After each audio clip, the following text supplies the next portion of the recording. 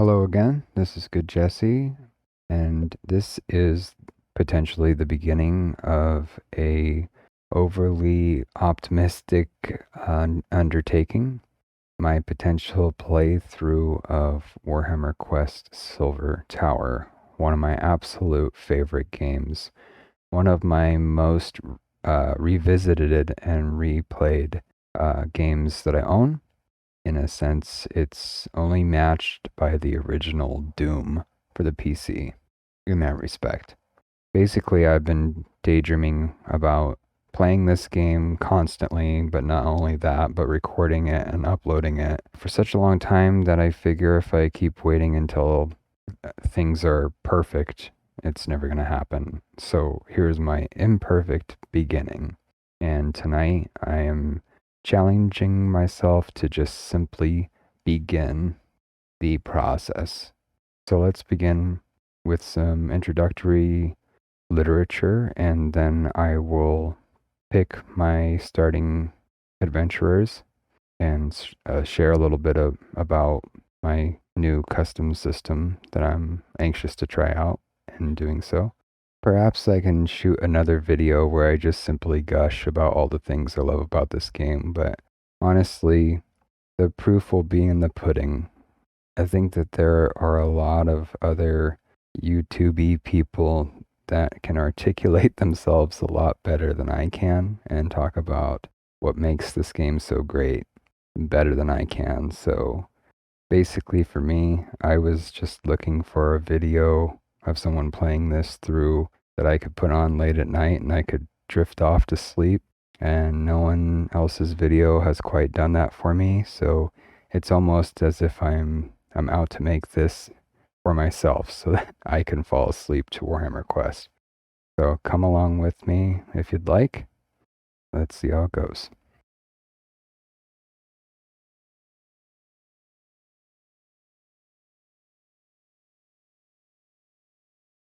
Welcome, mortals.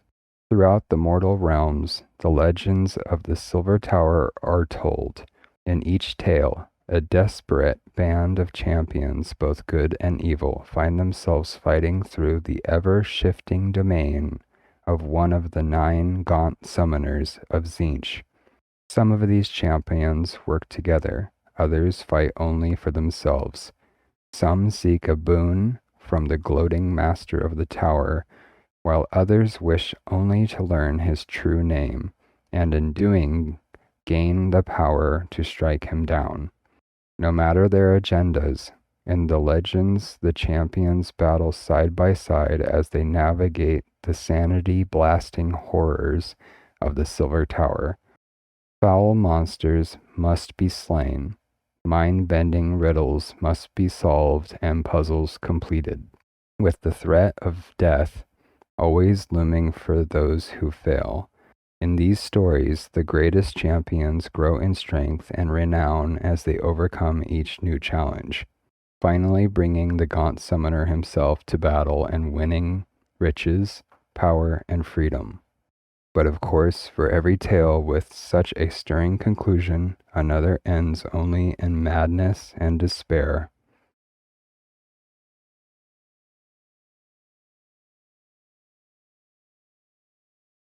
Legends of the Silver Tower. Gather now about the fire, huddle close to its light, for this is a dark and terrible tale, a tale of the Silver Tower. A labyrinth the Silver Tower was, an impossible fastness of timeless evil. It was a crystalline web, an insanely complex machine, a puzzle fortress beyond the scope of mortal minds. It was the lair of the gaunt summoner. Within its ever-shifting pathways, the sorceress demon ruled with absolute power. Nothing brought the gaunt summoner greater pleasure than to ensnare mortal champions within his web. He delighted in the playing of twisted games, pitting his captives against the tides of fate and the ingenuity of his trials. Some of his victims were plucked from the ether, snatched while walking the ways between the realms. Others came to the Silver Tower of their own free will. finding their way into its chilling shadows and glittering mists by way of dark rituals or dire pacts. Whether trapped, coerced, or lured into the Silver Tower, there was but one way the champions could leave. They would need to fight their way through fiendish trials, monstrous denizens, and deadly traps to seize the fragments of the summoner's true name. Only with the power of these eldritch syllables could the demon be defeated. The victorious champions could either strike their tormentor down or else demand from him a mighty boon. Few were the gifts beyond a gaunt summoner's power to bestow, from endless wealth and power to the regard of the gods and the deepest secrets of reality itself. Whatever their choices, those who returned alive from the Silver Tower were never the same, and fate rested heavy upon them forevermore. In true Tzeentchian fashion, I want to pick my first 4 starting adventurers through chaotic randomness. Not complete chaotic randomness, though. So I made up tokens for every single adventurer that I could get my hands on, / I could make cards for and or proxy miniatures for. So my idea, none of this has been practiced yet. I've been working on this game for a very long time.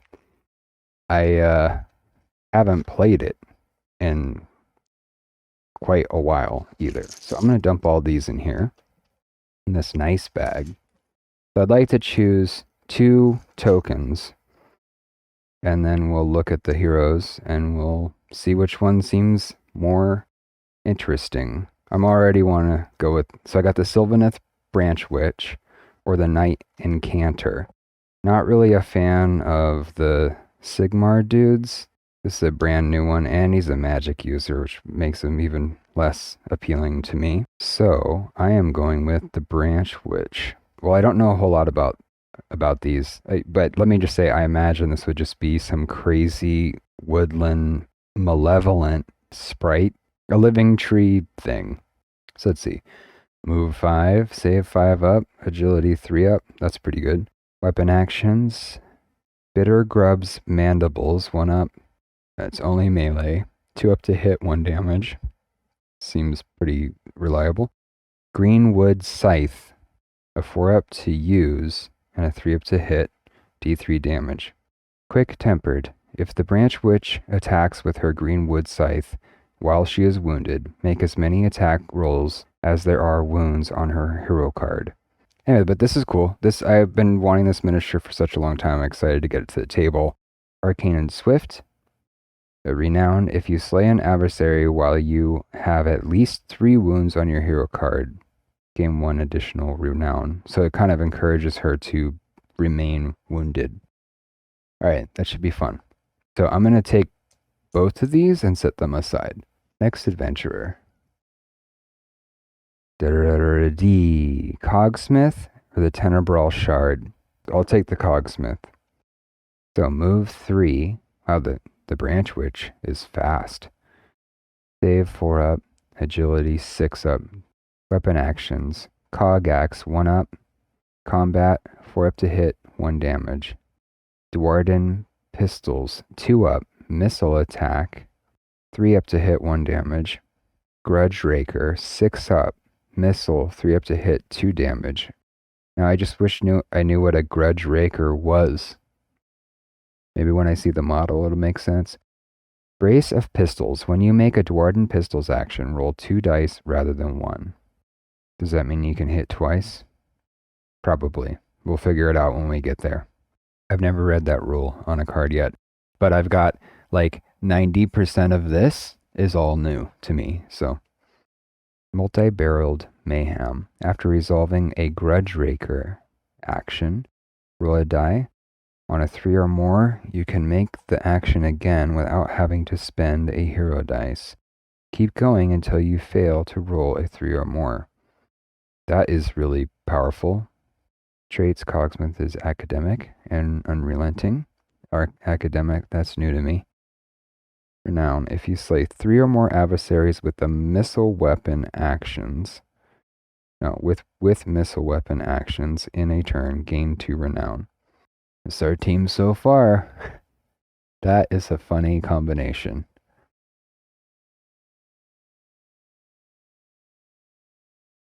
Darko's Chieftain or Battlesmith? Well, I played him a million times, so I'm going with the Battlesmith. Okay, cool. I'm going to use the Underworld's Dwarden with the key axe to proxy this model. So, let's see what he's all about. 2 dwarves. Interesting. And then I was thinking between each trial, like rolling a d6 per hero, and on a 1, they split off from the party and go off to pursue their own fate. Move 3, save 5 up, 6 agility, or 6 up agility. Ancestral Battle Axe, a 1-up action. 3 up to hit, and 1 damage. Pretty weak. Fire Steel Throwing Axe. 4 up, missile, 3 up to hit, 1 damage. Pretty weak too. Icon of Grimnir, 6 up. Put a hero dice here until the end of the round. While it is there, players can re-roll failed attack rolls for any heroes in the same chamber as the Battlesmith. None shall defile the icon, 4 up. If you use this action, make an attack roll with the Battlesmith's Ancestral Battle Axe against each adversary that is adjacent to him. Okay, awesome. For 4 up, he can potentially get four attacks, but only 1 per adversary. He does a spin attack. There you go. Holy and Totemic, which I don't even think there's any buffs for that. I think that they were hoping to go further with this than they did.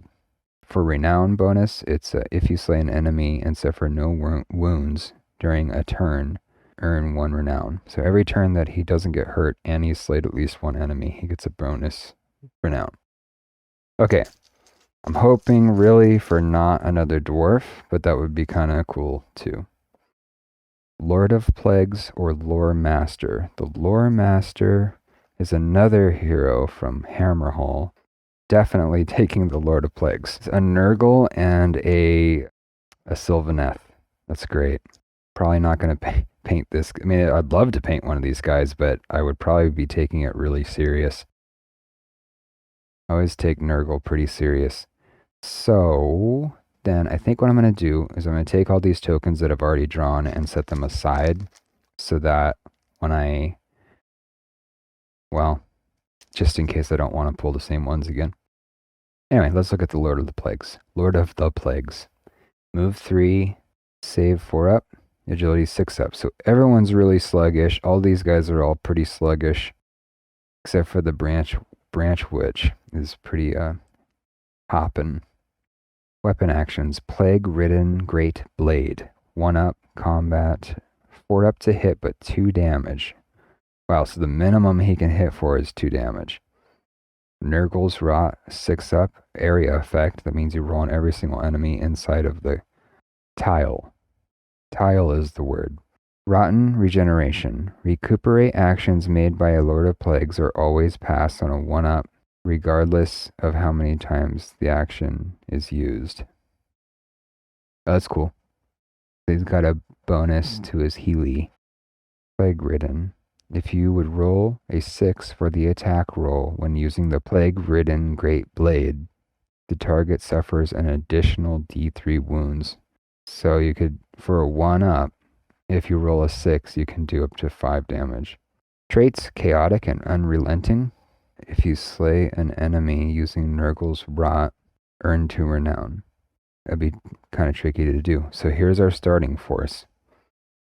Now, I think that's all I have planned for this first session, and I'll just have to see if I can bring myself to shoot a little more. Just in case, thanks for sitting in with this little intro video. All I can really tell you is that I absolutely love this game. I am excited to play it. I'm excited to share it, and I hope that somebody out there enjoys watching it played as much as I will. So hope to see you again soon. Cheers.